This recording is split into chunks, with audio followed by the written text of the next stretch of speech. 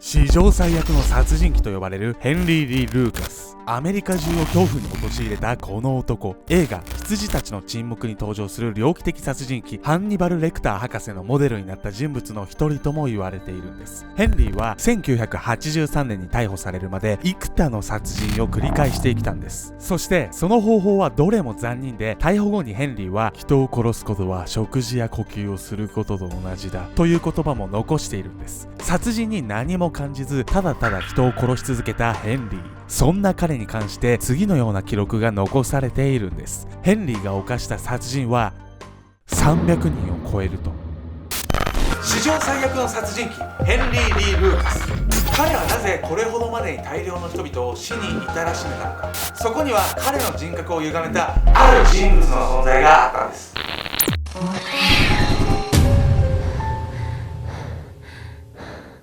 はい、視聴者さんから届いたハヤシライス毎日食べてます、ケンちゃんです。どうも、ヤミヤです。というわけでですね、本日はね、なんと300人もの大量殺人を犯したヘンリー・ルーカスという男についてなんですけど、一体なぜ彼がここまでの殺人鬼になってしまったのでしょうか。300人って本当なのそれ？多分嘘。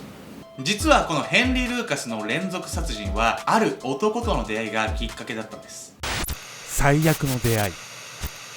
300人以上の殺人を犯したヘンリー・リー・ルーカス。実はこの大量殺人は彼一人だけで行われていたものではないんです。実はヘンリーと同じ大量殺人の仲間がもう一人いたんです。やば。その男の名前はオーティス・トゥール。1979年、ヘンリーがこの男と出会った瞬間から悪夢は始まります。ヘンリーとオーティスは育った環境や自身の境遇など共通点が多く存在していたんです。何よりヘンリーが惹かれた事実が、オーティスが殺人鬼であったということ。二人はすぐに意気投合し、行動をね共にするようになるんですよね。世界一も意気投合ね、これね。行動を共にする理由は人を殺すため。いや、怖えな。その異常な目的が偶然にも重なった二人は、これからアメリカ中を放浪し、強盗を働いては食いつなぎながら殺人を繰り返すことになるんです。そんな最悪な放浪には一人の少女がついていきました。それはオーティスの姪であるベッキー。オーティスは彼女をヘンリーに紹介し、3人で行動するようになります。そしてね、このヘンリーはこのベッキーに徐々に心惹かれるようになるんです。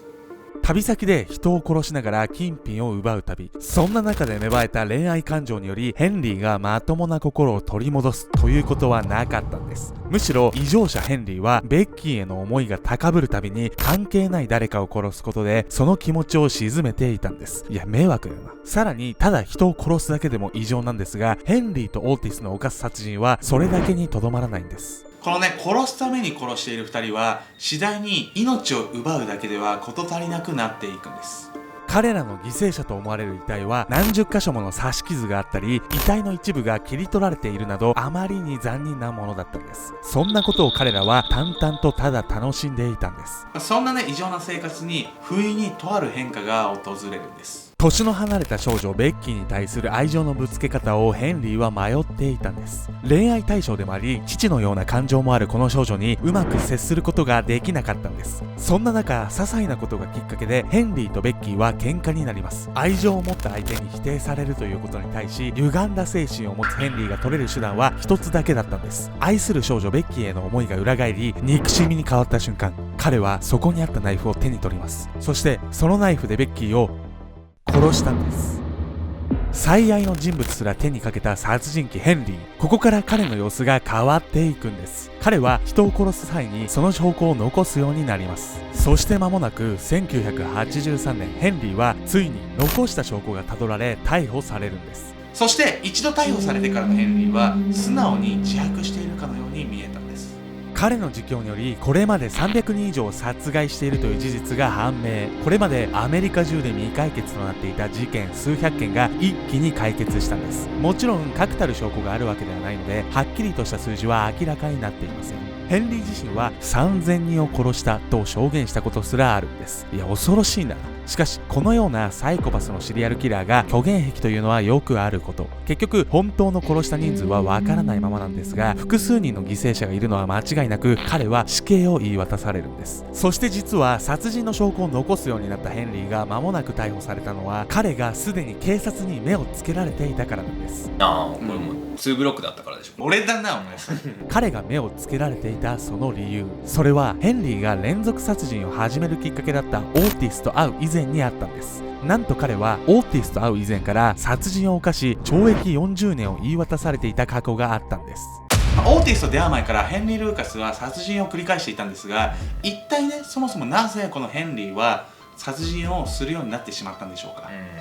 ゾディアックの一家だったんじゃないこの人。ハンターハンターね、よく知ってるわね。進まないからあの漫画、作者全然書かないのよね。まあでもしょうがないっすよ。僕はね楽しみ待ってるんで頑張ってください。殺人鬼の誕生。300人以上を殺害し死刑を言い渡されたヘンリー・リー・ルーカス。彼は相棒となるオーティスと出会うまでにも複数の殺人を犯していたんです。ヘンリーが大量殺人犯になる上で欠かせない存在が母のビオラなんです。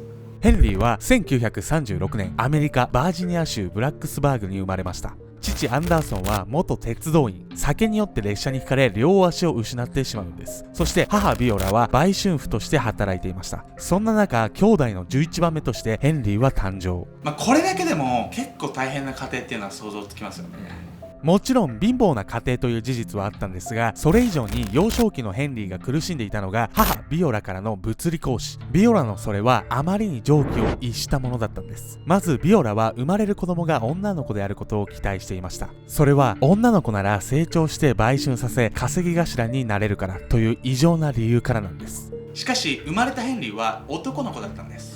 望み通りにいかなかった母ビオラは女の子ではないという事実を引きずり、息子ヘンリーをヘンリエッタという名前で呼ぶようになるんです。そして無理に女装をさせたりパーマをかけたりして自分の望むような姿にしていたんです。そしてヘンリーが少しでも反抗しようなら容赦ない暴力を働いたんです。私が望んでこんな姿。いやお前自分の姿貫いてそれなら俺は嬉しい。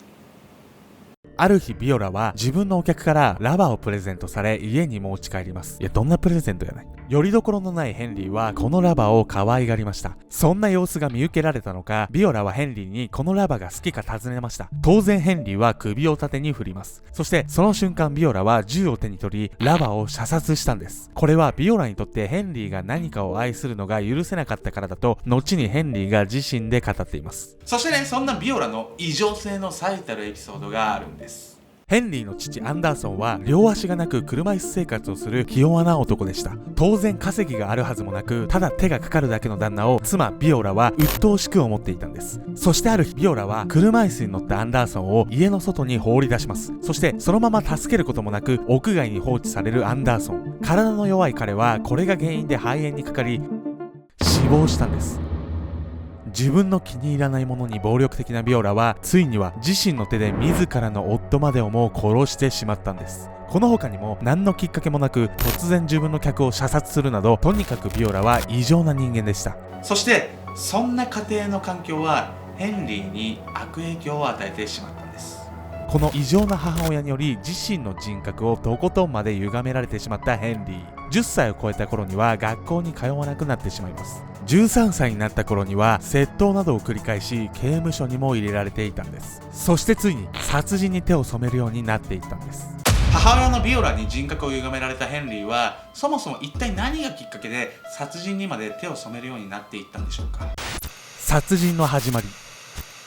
異常な母に育てられ自身も道を外れていったヘンリー。目の前で殺人を見てきた彼にとって人を殺すことはもはや異常なことではなくなっていったんです。なんとヘンリーが初めて人を殺したのは14歳の時なんです。そして14歳、ヘンリーは知り合いの17歳の女性に目をつけていました。彼女に近づこうとしたヘンリーなんですが、この女性はそれを拒絶。ヘンリーはこれに激高し、その女性をナイフで殺害したんです。もうやばいやつやん。さらに刺殺した死体に暴行を働くなど、最初の殺人からヘンリーの異常性ははっきりと見て取れたんです。しかし懲役40年を言い渡されたのはこの事件ではないんです。最初の殺人の後もヘンリーは窃盗などの犯罪を繰り返し、23歳まで逮捕されては出所という生活をしていたんです。そんなヘンリーに大きな変化のきっかけが訪れます。23歳を過ぎた頃のこと、ついにヘンリーは真剣に結婚しようと思える女性ステラと出会ったんです。犯罪を繰り返し生きてきた男がついにまともに生きていこうと決心をしたんです。そんな折に彼の元をあの人が訪ねるんです。突如息子ヘンリーを訪ねてきたのは母ビオラでした。そして当然彼が結婚を決めた女性ステラと対面することに。その時ビオラは息子の結婚相手をひどく罵倒したんです。あまりに突然の罵倒の言葉にステラは唖然とします。そしてこれを機にステラはヘンリーの元を去ってしまうんです。母の異常性は十分に理解していたヘンリーだったんですが、この理不尽な行動についに彼の心は決壊してしまうんです。この後彼は自身の母を殺害するんです。この人すぐ身内殺すじゃない。今までの過去を全て変えてくれると思えた女性を奪われた恨み、そして自分の人生を惨めなものにした恨み、それらを込めてヘンリーは実の母を何度もナイフで刺したんです。ですがね、こんな衝動的な殺人がバレないわけがないんです。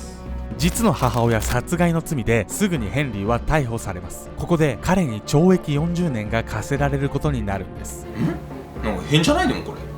そう、20代半ばで逮捕され懲役40年。出所したヘンリーは60過ぎで300件もの殺人を犯したというのでしょうか。実はそうではないんです。ヘンリーはこの後10年ほどで仮釈放となるんです。なんでこうやってなんか変な T シャツアピールしてたから？強制が見える。当時アメリカはベトナム戦争真っ只中、長引く戦いに国の財政は困窮していたんです。犯罪者を何十年も刑務所に入れておける余裕などはなく、この時期できるだけ早く出所させる方針があったんです。そしてこの方針はヘンリーにも適用されるんです。刑務所内では電気技師の資格を取得するなど囚人としての行動に評価するところが見られたヘンリー。刑務所に入り10年ほど経った頃、早期出所が検討されるようになったんです。それを決める委員会にヘンリーが出席した際、彼はこんなことを質問されます。君は釈放されたら人を殺しますか？それに対しヘンリーは答えます。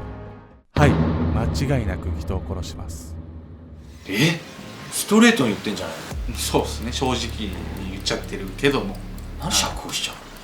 この考えられないほどストレートな回答、なんとふざけていると取られたんです。もうバカ。そして不運にも再び社会に放たれてしまう殺人鬼ヘンリー・リー・ルーカス。有言実行家のごとく刑務所を出たすぐ後に彼は老婆を殺害し金品を奪います。そしてその後彼と同じサイコパスオーティス・トゥールと出会い、あの最悪の旅が始まってしまうんです。そして300人殺害の罪で死刑となったヘンリーは刑の執行を待たず64歳で心臓発作により死亡。異常な母に育てられ自身も異常なサイコパスとなったヘンリー。最悪の大量殺人犯に同情の余地などはありません。しかし彼もサイコパスの犠牲となった一人とも言えるのではないでしょうか。